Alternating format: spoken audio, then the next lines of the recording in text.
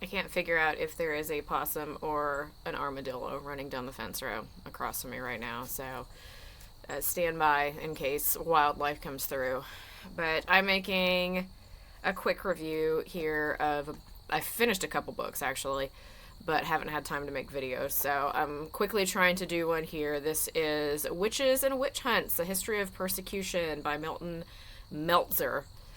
This is really kind of a YA book. It's a young adult. It's scholastic, so I know it's YA on here about the history of witch hunts. And surprisingly, for the history part, he's pretty detailed and pretty historical on a lot of the actual witch hunting parts. He covers a lot of information and topics and stuff that I've read in other more detailed books that I didn't think that he would quite touch on in a YA type nonfiction. He apparently has won a Laura Ingalls Wilder medal, so he does do YA nonfiction as sort of his thing. But so the historical part of this is actually really pretty accurate, pretty good. He kind of goes a little bit off on a different route at one point where he starts talking about Nazi stuff, and he talks about the McCarthy witch hunt trial stuff. I understand why he brings that up and why he talks about that a little bit.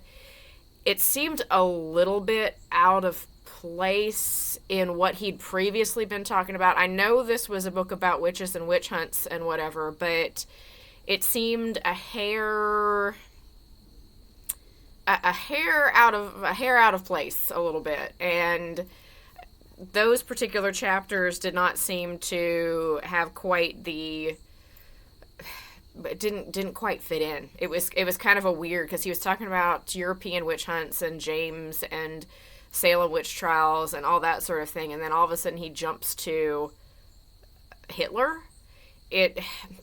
I get why he was doing it, because it was basically a blaming of problems on one group of people, and McCarthy, because we literally called it a witch hunt.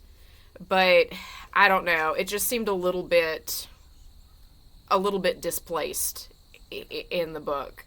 Otherwise, the information was very, very good and very, very well documented, and like I said, surprisingly detailed for what I would consider a YA book on witches. Interestingly, down the road, I just pulled up a news article from 1878 from a local newspaper. It was talking about a woman down the road they found murdered in 1878. She was outside of Bell Buckle, and she was African American. They found her murdered. They went in.